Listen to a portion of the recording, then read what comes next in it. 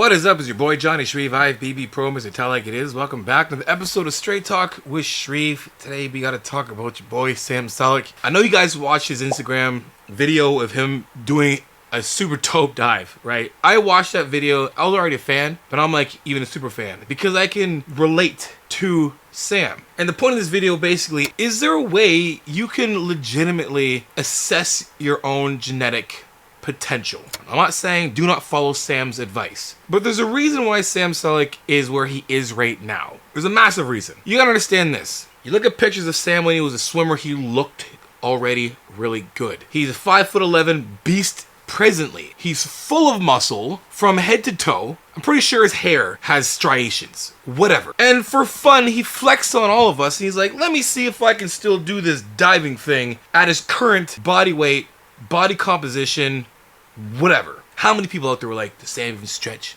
Does he have good mobility? He's too muscle bound, he can't move, he's probably And he just literally gets up on the diving board and does a freaking double aerial, I don't even know what it's called. But all I know is he did it flawlessly. And I'm pretty sure if he warmed up enough and did his regular routine, he probably would have hit that water without a splash. But dude, anybody who watched this can see a absolute freak athlete. And yes, I will chime in and say that I'm one of those athletes. I'm not saying don't listen to me, but what I do with my channel is this. I make it very clear as to what I teach so that the person watching, genetically gifted or not, those things that they can apply to their life, they will actually benefit from. 100%. The thing with Sam is this. Sam is going to tell you certain things, and a lot of things he says is good advice. You know, his philosophies in terms of like training, his motivation, his preparation, all those things. I would say when it comes to like, say if you have a captain of a team of some sort, Sam would be the guy that you follow as a captain because of his actions. You watch that guy work really hard. We had those guys on our team. You had both the vocal and the physical presence for captains. Then you had the physical captains. The captains who were picked solely on the fact that they didn't say much, they just did. They did shit, they got it done, and you're like, we need that presence on that side of the field or in the front for everyone to see. That's what hard work looks like. So when I see Sam and I see what he's preaching and coaching, all those things, I look at him as like this. You need to follow his work ethic. You need to follow his drive. Regardless of what he's using or doing to get to where he's at, no matter what, it takes dedication, motivation, and consistency to continue to go where he's going, to do what he does on a day-to-day basis. Where most people who watch him probably have a hard time committing to certain things, committing to going to the gym more than 3 times a week, committed to the cardio, committed to whatever it is. There's probably some commitment things in there that are very hard for people to actually do for themselves. So Sam Sulek is one of those guys you watch for action. Look at him. Look at how hard he's working. But when he says certain things in terms of like training advice, and this is no knock, so all you Sam Sulek fans, trust me, I'm with you. I'm a fan. I just tell like it is. I'm allowed to do that. And so are you. But you have to be a critical thinker. You have to be able to think on your own. I'm telling you guys, as a 40-year-old veteran, retired IFBB professional, strength and conditioning coach, over 3 decades of training, I'm telling you, there's certain things that I'm giving you advice on that are going to benefit your life, where Sam is reaping the benefits of his hard-ass work. Let me make that clear, y'all. Sam Sulek works hard. You watch him in the gym. You watch him grind through reps, grind through sets. Every day he gets up, he's vlogging early in the morning. Some of you aren't even awake yet, and this guy's doing videos by himself. I've been there before. I've been Sam. Only thing is, no one cared about watching me 10 years ago. Things are different now. Maybe if my channel was started then and my vlog style was just that, which it was, maybe I have more views. But I know what he's doing. I don't know if he has an editor, but if he doesn't and he's editing himself, and I'm pretty sure he is, what he's doing to achieve what he's doing right now is effing hard. That alone is unreal for me. But when he says certain things in terms of like coaching advice or like say a technique of some sort, or you're following a certain thing that he's doing, a technique, a rep scheme, or whatever it is, it will not work for you. For some of you. And I'm going to tell you the some of you it's not going to work for. The point of this video is like, how do you find out if you have good genetics or not? Like, how many times do you see videos that are out there that's like, yeah, this guy's genetically gifted, genetics. How do I know if my genetics are actually good? How do I know? Is there a way we can actually self-assess to know that my genetics are really good? And if they are, you probably could do what Sam Sulek does and get muscle. Let me tell you this right now. Let's say there's a young Nick Walker, Ian Valair, and Chris Bumstead in another universe that haven't made it to the IFBB yet. They're still young. They're 19. Let's say they're 19 in another world, and they're watching Sam Sulek, and they're seeing Sam Sulek do his like, you know, his front raise to here, and he's doing this in his rep range, in his range of motion, and all those things.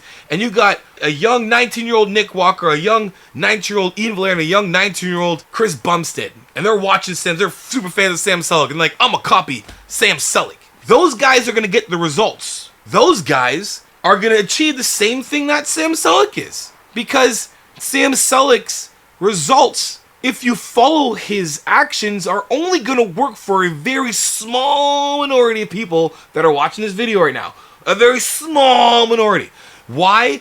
Guys, there's no knock on that. This is how life is. There is a bell curve of genetics, in a sense, to give you guys an idea. That there's way less people in the world that are those outliers. Those genetically gifted people. Let me explain what genetically gifted in terms of this realm fitness means. They build muscle fairly easily. It comes very naturally. That means there's some guys, and you guys know that there's someone in your life that you know that literally can just go in the gym, look at weights, and blow right up. And you're like, what the H? That guy, I don't even know. How do you even do that? How does he do that? There's someone you know. And there's probably only a couple that you know. There's not 10. If you've seen 10 of them, they're probably on the Olympic stage, right? You've probably seen those people. There's not many of those people, so there is a majority of people who are not genetically gifted in terms of fitness, to make it super simple. Because there are genetics out there for people that aren't involved in sports. So there's the genetic ability to be very artistic, to be very good at math and numbers, to be very good at, you know, body awareness and balancing, whatever. To make things clear, genetics just don't belong to people who can build muscle really good and fast.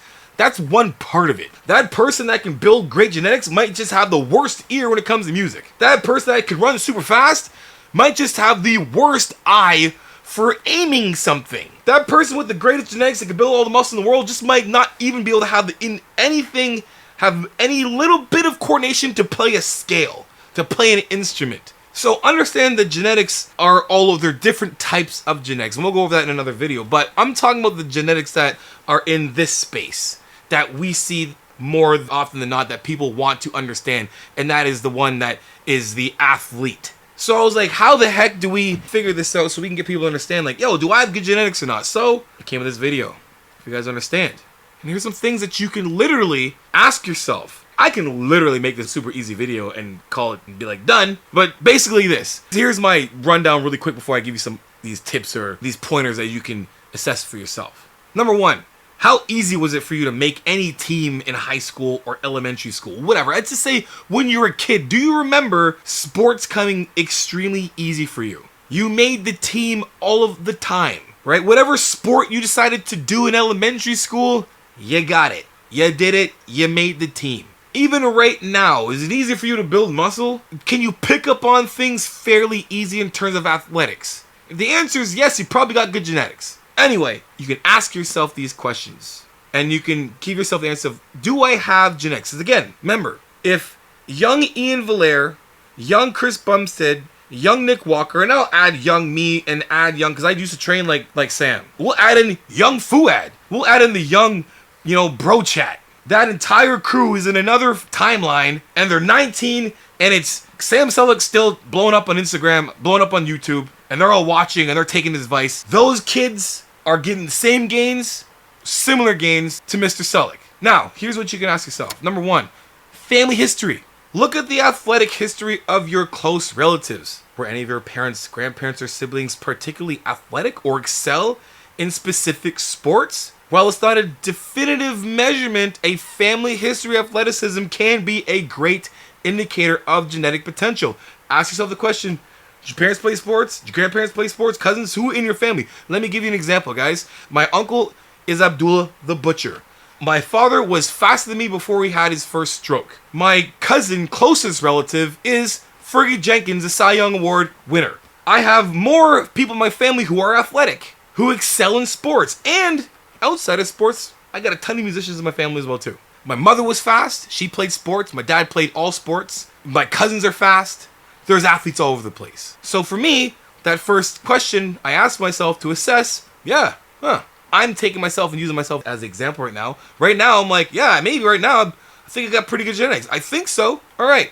There's some genetic testing you can do. There are many ways, commercial genetic testing companies out there that can give you better insight of athletic performance. Like, you're doing your VO2 max, what's your recovery rate, your injury risk, and more. And you probably can't do that. But one thing is like, try and do something like your VO2 max. These tests do provide limited information and should be interpreted cautiously. But if you want to give it a try, go get a self-assessment that's going to measure things like, the variant genes in related to muscle fibers, types, VO2 max potential, recovery rate, injury risk, and more, right? The thing is, our understanding of the human genome is still in its very early stages. Look at the athletes now. Look how much they continue to excel. What I thought was super athletic 10 years ago, right now it's like, wow, look what people are doing. Look at athletes, hockey, baseball, soccer. Look what they're achieving, what they're doing. You can even do tests like, I don't know, you can even, if you wanted to for fun, do a combine test. Do a NFL or a college combine test. Test your bench press. It's supposed to be 225 for reps. Test your vertical. Test your 10-yard shuttle, 3 cone, and test your 40. Just for fun. Take some time out, maybe just prep for it a bit and see how you do. And I can promise you, those numbers are going to give you an idea. Let's look at physical and psychological indicators. Muscle fiber composition. Athletes tend to have higher percentage of muscle type fibers that suited for their sport. Sprinters have more fast twitch fibers, while long distance runners have slow twitch fibers. So we're looking at fast twitch fiber people who can build more muscle. That's what we're looking at, the fast twitch, right? Are you fast? Have you ever been known to be fast? I'll tell you right now, if you are fast, you know you're fast. Because someone your entire life has been saying, you're fast. Or they probably suggest that you do something where it's going to exploit your speed. I can give you that answer. I've always been fast. I'm laterally fast, and I'm horizontally very fast. And I'm low center gravity and very strong. I got a pretty good vert of like 36 back in the day. We're in a 4.45. I did a 7.27 cone drill. I was fast. I've always been told I was fast. From the get-go. Not from like just in high school, but doesn't really matter. At some point in your life, I would say like in elementary school to like high school, you were known to be fast. Maybe even strong. You were strong at certain things, right? Let's look at like lung capacity. When you're in elementary school or high school and you did gym and you had to do anything long distance or I don't know, anything athletic, did you excel at those things? Another thing, lactic threshold. This refers to exercise intensity at which lactic acid starts to accumulate in the blood at a faster rate than it can be removed. A higher lactic threshold often corresponds to better endurance performance, right? Body proportions. This is self-assess. Look at your body. Certain body proportions can be advantageous to this sport, specific sport they're in, right? Swimmers have longer arms. I would say high jumpers might have longer legs. But look at, in the terms of like the gym, muscle building. When you start pushing weight, when you start training, how easy is it for you to adapt to that training? When you watch Dr. Mike, or myself, Jeff Nippard, or Greg Doucette, or I don't know, whoever, and they're suggesting you do something and you go put that to action, how fast does it take you to connect with what we're saying to do? And if you adapt to it pretty quick and you see the results pretty quick, you, my friend, might have some pretty good genetics. Again, environment's going to play a huge role. Let's look at your personal athletic history. This is like the biggest one that's going to give you the most data in terms of like you being able to assess if you actually have good genetics. And when I say good genetics, I'm talking about in this realm, the place where you can just start working out and you cross off all your T's and dot your I's in terms of like you're training properly, you have a stimulus, you're eating the right amount of protein, calories, recovery, blah, blah, blah, all those things you're doing. Your performance, your personal athletic history will give you an indicator of how good your genetics actually are, right? So think about it. If you've always been an athlete or excelled at a specific activity with minimal training, it could be an indicator of some genetic advantage. However, dedication, training, and environment also play a role. Again, there are those outliers or even those genetic freaks who don't work that hard. My best friend, he might get mad at me for saying this. My best boy, my best man, my best boy. We've been boys since we were, grade 5. Fastest mug I know. Highest jumper I know. 46-inch vert. Ran like 4.3, 40 like insane. Play with like, Dwight Freeney and all these guys back in Syracuse days when the U of M was nasty. Back in the Big East was sick. And I remember one day we're sitting at, at a basketball game, it's halftime. I'm like, yo, man, Thomas, go dunk this ball. And he's like, all right, we're in a Catholic school. He's got Catholic slacks on. I call him slacks. Jesus. Call him slacks. He got pants on. Belt. I'm talking like khakis and a golf shirt. No warm up. Gets the ball from like right inside the free throw line. Bam! And we're like, oh, that's this dope. And he's like, all right, cool, man. And then my boy comes up. I forget his name. Big Lebanese dude. Holds the ball up like this. He's like, hey, Thomas, come get it. Tom goes, blah, blah, blah. Grabs it. Bam! Oh! Thomas is like 5'9". Without ease, without anything, without training. He was that guy that just pissed you off. He would just show up to track and beat everybody. Out jump everybody from a young kid. It wasn't something just he evolved into. It was as soon as he started playing sports as a young kid, the kid didn't have to do anything. He literally would just be sick at anything he did. If you have a little bit of that in your life, where it's like anything I kind of did when it came to sports, when are you looking back at your history, your athletic history, what you did in everyone here probably went to elementary school at some point or played sports, period. Like everyone who's watched this did some type of activity. Everyone has been challenged at some point that they can look back in history and be like, hey, was I actually good at this? When I was playing dodgeball or King's Court, how good was that dodging? You know what I'm saying? Like we played this game called British Bulldog. And you had to run across, and it started with one person in the middle, and there's a bunch of people, a bunch of kids that had to run across the field, and the person in the middle had to go tackle somebody. When you tackle them, that person was part of the team. If you ever played that game, and you were the first one tackled, you might just not be gifted and athletically. But if you were always the last one, like Rover, Priest, Come Over, dodgeball, all those things you did in elementary school, if you were the last one standing, you might have some good genetics. And I say go back to these things because some of those people may not have pursued any athletics. Maybe this just wasn't their thing. You didn't have to play sports the entire time to have good genetics. You might have already had them and just kind of said, nah. That's when environment comes to play. You were just never in the environment to exploit your athletics. So I'll give you a good example. I was coaching this woman a few years ago before the pandemic. And I was running these classes out. They're called World Gym Athletic classes. And they were like very similar to like CrossFit, only I put a spin on it. I slowed shit down to make sure that everyone knew how to do the movements before we started doing these, wads and times and yada, yada, yada. That was my thing. So I was teaching stuff like cleans, hang cleans, snatches. And we start from like a regression to progression. We would start from the bare minimum. And there were some people in the class that I was like, dang, she comes in and I'm just like, what in the? I'm like, wait, what'd you do? She's younger than me, I think she's late 20s, early 30s, nurse, you know what I mean? And I'm like, yo, what did you do in high school? She hasn't done anything, any activity at all in terms of like training. Like she's never done a clean before. Never done a clean before. And she's like, oh, I used to wrestle when I was in high school. I was like, oh, well, that makes sense. Huh.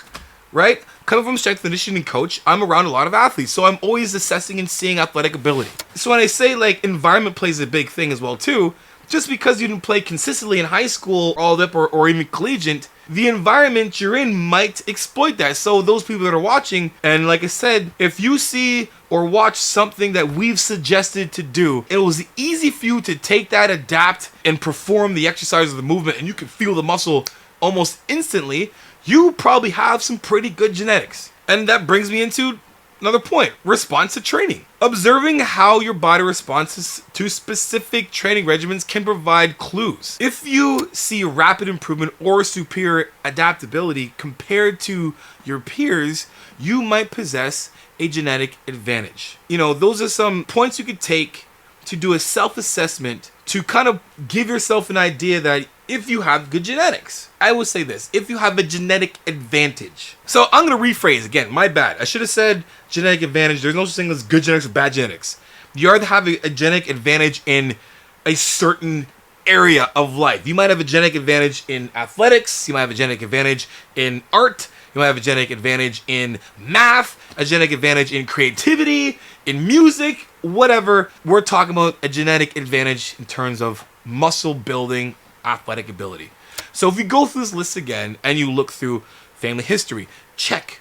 Yeah, for sure. Genetic testing. You maybe back in the day you did some type of testing. Your numbers are off the charts or pretty good. Check. You might have a genetic advantage. If you look at physiological or physical indicators. You look at your muscle fibers. You're looking at you're fast. Maybe you've been fast all the time. Maybe you've been able to run longer or swim faster or whatever. You know that some type of physical or physiological indicator in the past or even now is showing that you might have a genetic advantage. Body proportions. Has it been easy for you to, to fit into a certain sport? Swimming, basketball, baseball, hockey, football, soccer, whatever. That might be indicator if you have a genetic advantage. Personal athletic history. You check the thing off. Yeah, man, I was playing high school sports. I excelled high school sports, elementary school sports. I even played college football, college high school, whatever it was. I played, state, national, provincial, whatever you guys want to call it. And then comes down to it in the end. Yeah, when I train and I'm watching my favorite YouTuber, Johnny, tell me to depress my shoulders, engage the lats, and I just can be like, blah, you might have a genetic advantage. So guys, the whole point of this isn't to say, hey, do not follow Sam Sulek. Guys, like I said, when you follow people, understand what you're following them for. I, for sure, follow Sam Sulek because his content is great. It just sucks you in. You kind of sit there and watch it like, yeah, vlogs, this is good, man. I like this hard work. He's the kind of dude that if I'm about to do a chest day, I'm taking my pre-workout, my green, and I'm watching that video. I'm watching his training video before I go. It's getting me hyped up. That's what I'm doing when I'm watching Sam Sulek. And again, if younger me, or Chris Bumstead, or Ian Valere, or any of the bro chat, or any of the bodybuilders right now, they're on stage at the Olympia, in another timeline, and they're 19 years old, and they're watching Sam Sulek, those guys will be able to reap the benefits of what Sam Sulek is doing. Because those guys are outliers. But for those who are not, there's nothing wrong with that. It's just you have to understand where your strengths are. And when it comes down to it, no matter what, the best of the best are only where they are right now is because they work hard. We can all say Sam Sulek works hard. There ain't no doubt about it. We can say that all those guys on the Olympia stage work hard. No doubt about it. So when it comes down to it, genetic advantage or not, if you want to achieve the best physique that you want to achieve, that your body can produce, you're going to need, number one, the ability to work hard. You have to be able to work hard because you might not be able to get away with those who are genetically gifted can. And then you have to have a good strategy and plan and follow those things through on a day-to-day basis over time. Yes, it might sound boring, but that's the secret. That's the secret. If you want to get the best physique that you want to get, and let me make things clear too. Just because you're not genetically gifted or having a genetic advantage in this realm, it does not mean you cannot build great muscle and great physique. Time and hard work with a good plan is going to force adaptation. Your body will adapt. So if you want a bigger bicep, you'll be able to get a bigger bicep. You want bigger legs, you get bigger legs. You want a bigger chest, you get bigger chest. You want a bigger butt, you can get a bigger butt. But you have to be consistent through and through on a day-to-day basis to make sure you reach those goals. Anyway, guys, that's it for today's video. Hope you guys enjoy the video. Hope you guys have better insight of how to assess your own genetic advantage if you do. And remember, again, guys, just because you might have a genetic advantage in building muscle as fast as someone like me or Sulek or whatever else does not mean you can't build muscle, and it also does not mean you're not genetically gifted in another field or another environment. So if you do know what you are genetically gifted in, I urge all of you to find what you are genetically gifted at. I believe everybody has some type of genetic advantage in something.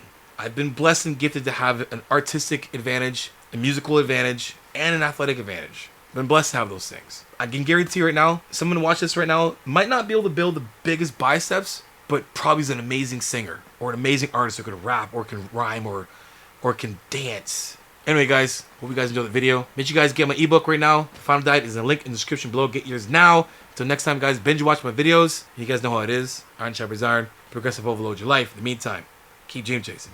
Peace.